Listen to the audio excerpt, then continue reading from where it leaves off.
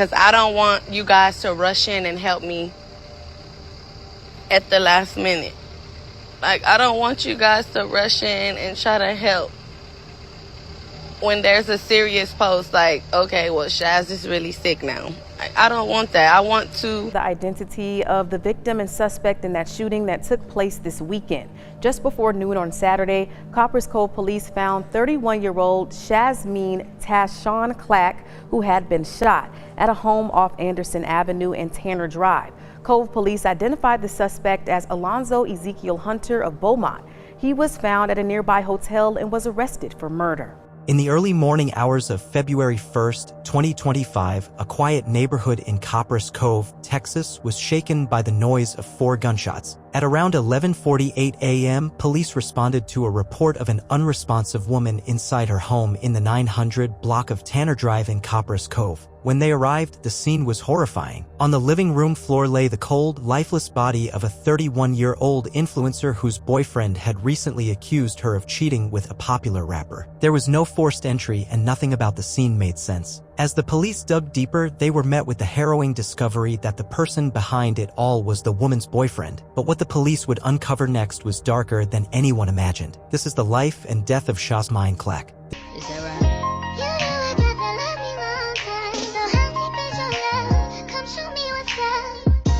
No surprises now. I'm hurting, I'm trying to hide it, y'all.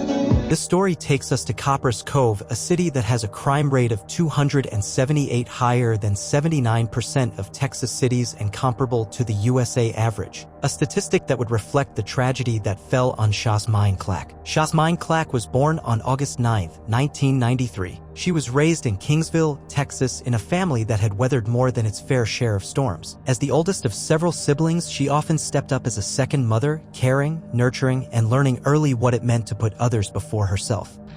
All right, y'all. How are y'all doing? So we are about to be doing the drawing. If you paid attention for the full reading of your choice drawing here, this is it, okay? I am a little tired, so don't mind me. First one out, Cobria Flowers. Cobria Flowers. I will be picking 6 people, okay? Second one out is Rosalind. People who knew Shazmeen described her as calm and deeply grounded. She wasn't loud or flashy, but her presence filled a room in quiet ways through her thoughtfulness, her resilience, and the way she made people feel seen. She had a quiet kind of strength, the kind that doesn't ask for praise but earns respect simply by enduring. She moved to Austin in her teens and attended school there, navigating the everyday challenges of young adulthood in a world that wasn't always forgiving. Shazmeen wasn't the type to dwell on what went wrong. She focused on what needed to be done. As a young adult, she began braiding hair. What started as something she did for close friends quickly grew into a skill she could rely on. Braiding became her side hustle, which was meticulous, therapeutic, and deeply personal. Each braid was time, effort, and survival. Alongside that, she took up a part-time job at a daycare. Between both jobs and her home life, her days were long and her energy stretched thin, but she never let exhaustion stop her from showing up for her children. Before she met Alonzo, Shazmeen was married. The marriage wasn't perfect, but it gave her structure and stability for a time. She and her former husband had children together and, for a while, tried to make the best of their situation. Even after things fell apart, she continued to speak with respect about her ex, and she remained focused on co-parenting for the sake of the children. Her children were her world. She was a mother of 4 then, and every decision she made came back to them. Whether it was working long hours or skipping meals so her kids wouldn't have to, she made sacrifices without complaint. All right, first one out is Tiffany. Miss Tiffany. Tiffany is the first one out. Who else we got? All right, we got Deanna twice, but we're going to put it once because, of course, she can't get in the pot twice. Tiffany and Deanne. My bad, Deanne. Who else we got? It was after that first marriage ended that she began seeing Alonzo D. Taylor. Alonzo was younger than her, 27 years old, and came with a criminal history. He had been in and out of the system for assault-related charges and was out on bond at the time they started their relationship. Some friends raised eyebrows when she got involved with him, but Jasmine always believed people could change. She saw potential in people, sometimes more than they saw in themselves. Alonzo became the father of her youngest child. Baby girl, what's your name? I can tell you been through pain. You ain't gotta worry about that. But even early on, there were signs of trouble. The relationship was unstable, fueled by jealousy, arguments, and a constant push-pull dynamic. Friends said she became more withdrawn during the time. So recently, I started to have pain. I started to not feel good. I started to get anxiety through the fucking roof. When I say my anxiety has been through the roof, like scary anxiety. Like I can't stick around too long. I gotta stick and move. I don't want a lot of people fucking surrounding me. I freak the fuck out. So I'm like, what the fuck is going on? So if you don't know what's going on, basically, I've had silicone butt injections for 11 years. And they're now starting to mess with my health, okay? So the silicone is spreading throughout my body. And I have to get it out, but I don't have the funds. So I'm trying to raise the funds so I can have surgery. The surgery is expensive, I'm not gonna lie, but if there's a will, there's a way. Let's come together, y'all. She stopped reaching out as much. The energy around her shifted. At first, she tried to make it work for the baby and for the idea of a family. But over time, the cracks turned into deep fractures. She started confiding in close friends that things weren't right. The tension in her home was growing. The relationship had become unpredictable and often scary. There were arguments that turned into days of silence. There were moments she felt unsafe. And then something changed. Jasmine had started trying to pull herself away from all of it, away from the chaos, manipulation, and the emotional damage that had been eating away at her for years. Long before the final blow, she was quietly building her exit. She had posted on Facebook not just once, but multiple times, hinting at her growing exhaustion. In this post, she alluded to the toll it had taken on her trying to co-parent with someone facing felony charges tied directly to her. It felt like insult after injury, and she made it clear she was done carrying the emotional burden alone. She was tired of the constant cycles, trying to be mature, trying to hold things together, only to be hurt again and again. She wrote that she had been through this kind of pain before, and she wasn't going through it again. It wasn't just a vent. It was her way of drawing the line. But that wasn't the only thing she was dealing with. I don't know what more y'all are wanting or needing for y'all to start helping. I've been getting help, donations and support messages and stuff, but this is something serious, guys. This silicone is spreading, which I know it's my fault. I shouldn't have got it done. We know that part. I was 18, guys, 18. I'm 30 years old now, so I was not thinking about none of that then. But I'm saying, I don't know what more y'all need, because I've had a lot of people reach out and they're like, oh, what's the price? Let me see the price. Give me the price so I can help you. I've got the price. I've posted everything, and it's like they haven't even came forward. I've reached out to show them and everything, which is fine. It's fine, because that just means other blessings will flow in. But I got to at least get this stuff to flow in, y'all, because I don't want you guys to rush in and help me at the last minute. I don't want you guys to rush in and try to help when there's a serious post okay, well, Shaz is really sick now. I don't want that. I want to, while I'm up and able to go and get the surgery, I want to be able to go do that. I don't want everybody to come together last minute okay, she's about to die type shit.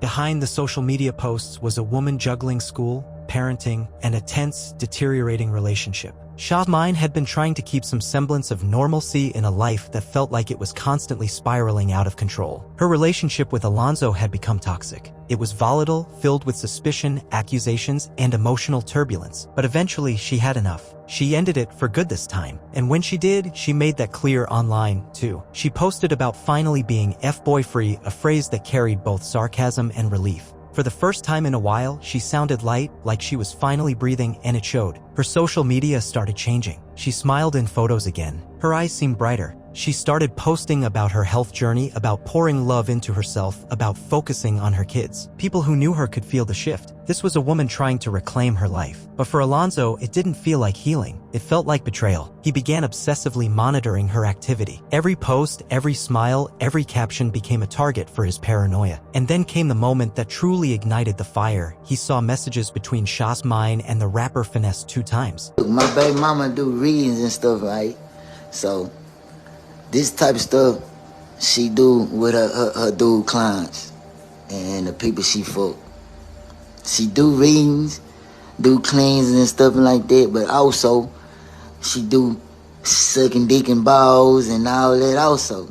You know what I'm saying? So when she's telling me, hey babe, I have to work, she have to get off the phone, she doing some whole other shit. But check this out. Look at the messages of her and Finesse 2 times. He talking about when you gonna clean me up. She talking about. Whether they were innocent or flirtatious didn't matter to him. In his mind, he had already decided she was disrespecting him. It was no longer about love, it was about control. Alonzo began unraveling publicly. He started posting rants on Facebook, vague threats, bitter complaints, and accusations that Jasmine was keeping him away from their child. He spoke as if he were the one being wronged, painting himself as a victim. But behind the scenes, his anger was festering. His need to reclaim control was building. Then, just days before everything fell apart, he went live on Facebook. In a bizarre and disturbing move, he began scrolling through her messages on camera. He pointed out her conversations with Finesse 2 times, highlighting phrases he twisted to fit his narrative. 12:34 to 13:03, he even tagged the rapper, as if trying to provoke a reaction, some kind of public validation for his rage. But the rapper never responded, and that silence seemed to push Alonzo even further. Until finally, he snapped. On that day, he drove to her house. He was armed, unstable, and full of rage. In front of her own children, in what should have been the safety of her home, he shot Jasmine 4 times. Not once or twice, but 4 bullets were shot without mercy. So, right after taking Jasmine's life, Alonzo walked out of the house. Her children were still inside, and one of them, his own baby, was crying. He didn't stop to help. He didn't call 911. He didn't show an ounce of regret. He got in his car and dipped. On that morning, police received a welfare call. When they arrived, they found her lifeless body, shot multiple times. Her children were inside the home, unharmed but terrified. Jasmine was gone, and Alonzo was missing. At first, police weren't sure where he was heading. But then, just like everything else in this twisted story, he left breadcrumbs. It didn't take long to track him down. He was found in a nearby hotel named Comfort Suites in Copperas Cove. U.S. Marshals and a tactical team tracked him down and arrested him without incident. He quietly gave in like the coward he was. He didn't resist. He didn't speak. He just surrendered. And for a man who ran his mouth so loud on Facebook, his silence said everything. In a few days, Alonzo was sitting in jail, charged with capital murder, the highest level of offense in Texas, with his bond set at $500,000. That means if convicted, he could face life without parole or the death penalty. And yes, prosecutors confirmed early on that they were considering both. His first court appearance was tense. The judge read the charge, capital murder, and there wasn't a single ounce of sympathy in the room. It was packed not just with lawyers and reporters, but with broken mothers, furious friends, and silent witnesses who came to see justice begin to unfold. Alonzo D. Taylor, now wearing a standard orange jumpsuit and shackles, looked like a shadow of the man who once ranted so loudly on Facebook. Jasmine's family sat in the front row, stone-faced, clutching photos of her, refusing to let her memory be lost in legal jargon. This wasn't just another case for them. This was personal, and every minute of every hearing was a reminder of what they lost. Justice is coming, but the legal system moves slowly, especially in high-profile murder cases. As of now, he's still awaiting trial. His bail was denied. The judge cited him as a threat to public safety and a flight risk. His lawyer tried to argue mental instability, hinting that Alonzo had a temporary break from reality. But people weren't buying it. He had gone live on Facebook speaking negatively about Jasmine. He had taken time to build a narrative online, placing the blame entirely on her. And for weeks before the shooting, his posts revealed a steady descent, rants, threats, and signs of unraveling long before he ever pulled the trigger. Family, friends, and even old classmates began speaking out. They said Jasmine had always been trying to help people even when it hurt her. She had gone through hell with her health and bounced back. She had 5 kids and still found time to be a spiritual guide, a doula, and a full-time mother. She made her own oils and herbs. She encouraged women to heal. But the sad part is that the healing never extended to her.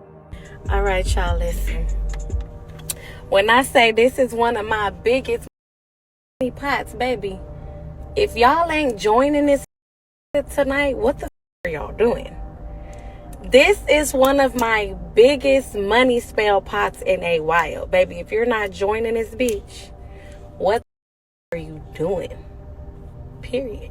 In hindsight, people realized she had been suffering silently. The relationship with Alonzo had chipped away at her little by little. His controlling behavior wasn't new. The red flags had been waving for months, maybe years, but like many women, she believed he could change, that he just needed love, that he would grow out of his anger. He never did, and now she was gone. The public response was instant and emotional. Vigils were held in multiple cities. People wore purple in honor of domestic violence victims. Her clients, fans, and friends lit candles, held spiritual ceremonies, and flooded her social media with messages of grief and rage. Most heartbreaking of all was the silence on her personal page. One day it was full of joy, laughter, oils, babies, and affirmations. The next frozen in time. And here's where the conversation shifted from just being about one woman's murder to being about the epidemic of domestic violence in the US, because what happened to Shasmine is not rare. And sadly, there were so many missed opportunities to protect her. People around her saw the signs. She posted vague warnings. She vented, but like many women, she probably downplayed it. She probably told herself, he's just angry. He'll calm down, and maybe she didn't want to get the law involved. Maybe she didn't want her kids growing up watching their dad get arrested. But by the time the law did get involved, it was too late. And now 5 children are left without their mother. Her youngest will never remember her voice. Her older kids will carry the trauma of that day forever. Her friends are left broken. Her community is shaken. And all because one man couldn't handle rejection. But even in death, Shasmine's story refuses to be silenced. Her loved ones created a foundation in her honor to support other women in abusive relationships, to offer shelter, legal aid, and emotional healing. Her life is now a rallying cry, and maybe even a wake-up call. Shasmine was fighting for peace, for healing, for a fresh start, but her light was stolen by someone who couldn't handle her strength. Her story is a heartbreaking reminder that leaving isn't always the end of danger, it's often just the beginning. Let me know what you think in the comments section below. Subscribe for more stories like this.